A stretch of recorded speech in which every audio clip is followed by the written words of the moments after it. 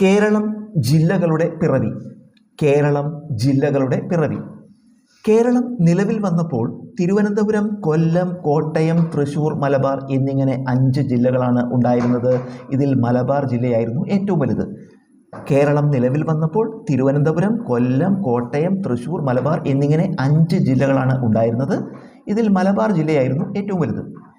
1957 ജനുവരി 1 മലബാർ ജില്ല വിഭജിച്ച് പാലക്കാട് ജില്ല, കോഴിക്കോട് ജില്ല, കണ്ണൂർ ജില്ല എന്നിവ രൂപീകരിച്ചു.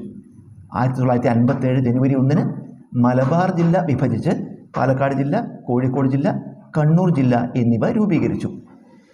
1957 ഓഗസ്റ്റ് 17 കൊല്ലം ജില്ലയുടെയും കോട്ടയം ജില്ലയുടെയും ഭാഗങ്ങൾ ചേർത്ത് ആലപ്പുഴ ജില്ല ഉണ്ടാക്കി.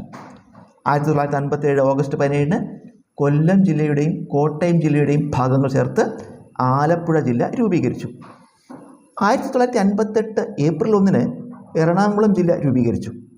ഇതിൽ പ്രധാനമായും തിരുവിതാംകൂർ നാട്ടുരാജ്യത്തെ പ്രദേശങ്ങളായിരുന്നു. 1958 ഏപ്രിൽ 1 എറണാകുളം ജില്ല രൂപീകരിച്ചു. ഇതിൽ പ്രധാനമായും തിരുവിതാംകൂർ നാട്ടുരാജ്യത്തെ പ്രദേശങ്ങളായിരുന്നു. 1969 ജൂൺ 16 പാലക്കാട് ജില്ലയുടെയും കോഴിക്കോട് ജില്ലയുടെയും ഭാഗങ്ങൾ ചേർത്ത് മലപ്പുറം ജില്ല രൂപീകരിച്ചു. 1969 ജൂൺ 16 പാലക്കാട് ജില്ലയുടെയും കോഴിക്കോട് ജില്ലയുടെയും ഭാഗങ്ങൾ ചേർത്ത് മലപ്പുറം ജില്ല രൂപീകരിച്ചു. 1972 ജനുവരി 26 എറണാകുളം ജില്ലയുടെയും കോട്ടയം ജില്ലയുടെയും ഭാഗങ്ങൾ ചേർത്ത് ഇടുക്കി ജില്ല രൂപീകരിച്ചു. 1972 ജനുവരി 26 എറണാകുളം ജില്ലയുടെയും കോട്ടയം ജില്ലയുടെയും ഭാഗങ്ങൾ ചേർത്ത് ഇടുക്കി ജില്ല രൂപീകരിച്ചു. 1980 നവംബർ 1 കോഴിക്കോട് ജില്ലയുടെയും കണ്ണൂർ ജില്ലയുടെയും ഭാഗങ്ങൾ ചേർത്ത് വയനാട് ജില്ല രൂപീകരിച്ചു. 1980 നവംബർ 1 കോഴിക്കോട് ജില്ലയുടെയും കണ്ണൂർ ജില്ലയുടെയും ഭാഗങ്ങൾ ചേർത്ത് വയനാട് ജില്ല രൂപീകരിച്ചു. 1982 നവംബർ 1 പത്തനംതിട്ട ജില്ല രൂപീകരിച്ചു.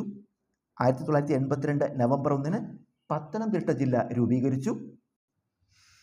1984 മെയ് 24 കാസർഗോഡ് ജില്ല രൂപീകരിച്ചു. കണ്ണൂർ ജില്ലയുടെ ഭാഗങ്ങൾ ചേർത്താണ് കാസർഗോഡ് ജില്ല രൂപീകരിച്ചത്. 1984 മെയ് 24 കാസർഗോഡ് ജില്ല രൂപീകരിച്ചു. കണ്ണൂർ ജില്ലയുടെ ഭാഗങ്ങൾ ചേർത്താണ് കാസർഗോഡ് ജില്ല രൂപീകരിച്ചത്.